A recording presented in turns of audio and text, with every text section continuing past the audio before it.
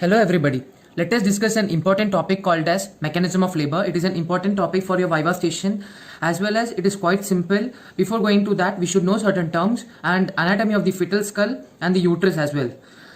First is the fetal lie. It is nothing but the relationship between the fetus axis to that of the uterus axis. First is the longitudinal lie in which the fetal axis is directly parallel to that of the uterine axis. Second is the transverse lie in which the fetal axis is perpendicular to that of the uterus axis.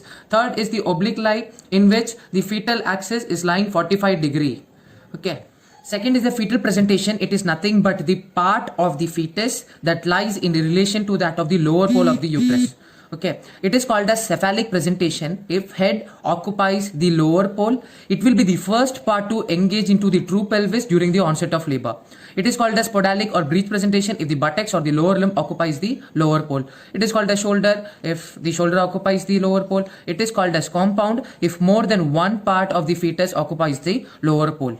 Third is the presenting part. It is nothing but the part of the fetal presentation that has to occupy the internal os and that can be felt during the vaginal examination. For example, the cephalic has got the presenting part vertex, which is nothing but the highest point on the skull. Then the brow, and this is the brow, and third is the face. The shoulder can be left or right depending upon the position, and third is the podalic. Now let us discuss about the attitude and the engaging diameter of the fetus. Attitude is nothing but we are relating the one part of the fetus to that of the other part. For example, in this vertex presentation, we will be relating the head to that of the neck. Either it is flexed or slightly deflexed or fully extended. Second is the diameter, the engaging diameter. That means in this attitude, this will be the largest diameter. It has to pass through that of the narrow true pelvis. That is called as the engaging diameter of the fetus, and thus we are concerned about it, their centimeter as well. So in the cephalic fetal presentation, the presenting part is the vertex. Here the attitude is fully flexed. What will happen? What will be the diameter here is the suboccipitobregmatic. That is around 9.5 centimeter. Suboccipit is nothing but the part below the occiput. Occiput is the most prominent part behind the skull, and bregmatic is nothing but the fontanel, anterior fontanel. Frontal is nothing but the root of the nose. Now just imagine if it is slightly deflexed. That means it will be like this. It will be rotating like this. Okay. So what will happen is that the suboccipitobregmatic will become suboccipitofrontal. Can you see? It has rotated like this. So here the diameter is around 10 centimeter and the attitude is slightly deflexed. Now again imagine you are rotating the head like this. So what happens? It becomes occipitofrontal. That is around 11.5 centimeter and the attitude is slightly deflexed and still the presenting part is vertex. Okay. Now let us imagine if the head is going to rotate again like this. Okay. So what happens? It becomes verticomental. Here it has become verticomental.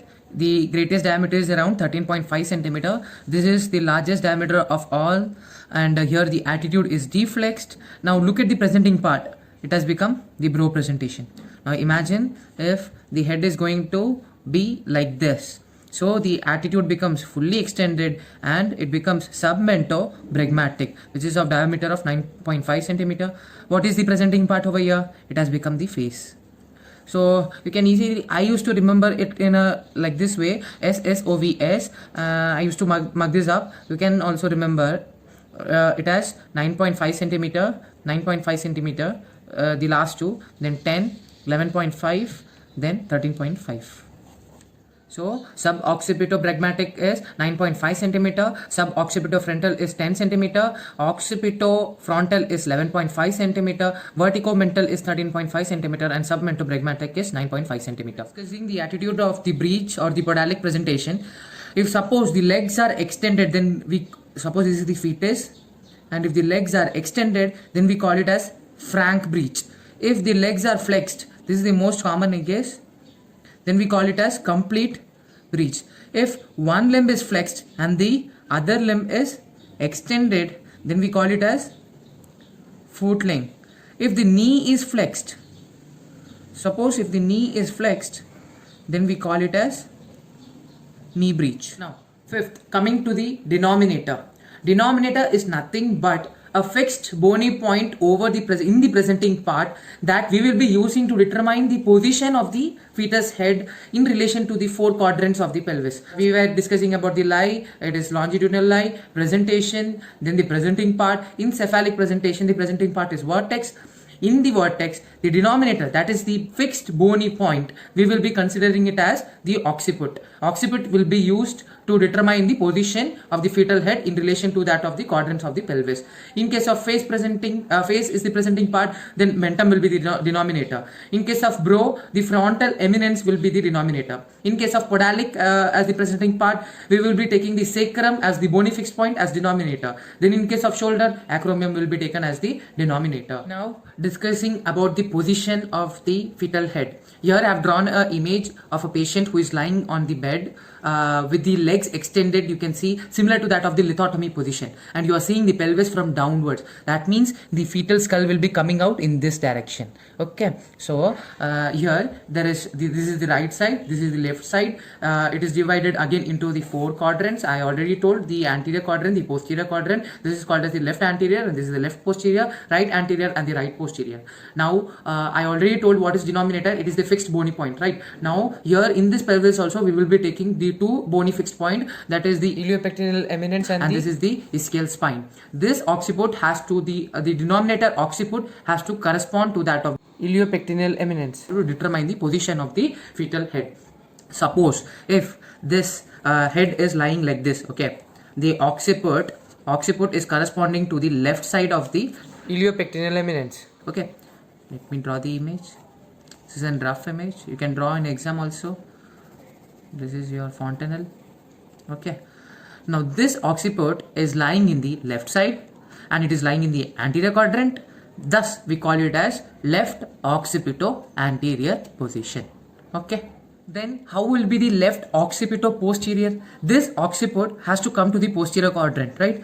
Now if you rotate like this, then it will be the occiput will be coming to the corresponding to that of the ischial spine, and we call it as the left occipito-posterior. Suppose I'll draw a simple diagram. If this is the pelvis, pubic symphysis, if this is the sacrum, okay, this is the ischial spine, this is iliopectineal eminence, this is the left side, this is the right side, anterior, posterior. Okay, so if we want to know the left occipito-posterior position, the fetal head will be like this.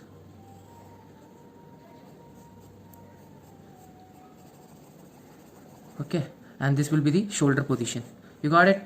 Now coming to the right occipito-anterior, we have to take the right side and the occiput has to come like this.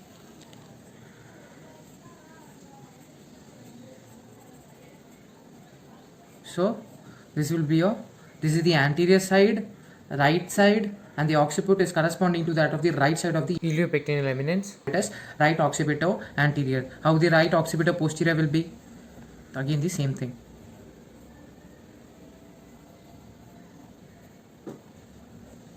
Okay, there is also something called as occipito-anterior, in which the occiput will lie in the anterior quadrant, and there is also something called as occipito-posterior. Similarly, this is occipito-posterior, and similarly we have got right occipito-transverse, in which the occiput is lying on the right side and it is in a transverse axis, so we call it as right occipito-transverse. If the occiput is towards the left side, then we call it as left occipito-transverse. So in total there are 8 segments. First one is the left occipito-anterior, then left occipito-posterior, the right occipito-anterior, the right occipito-posterior, occipito-anterior, occipito-posterior, right occipito-transverse, left occipito-transverse.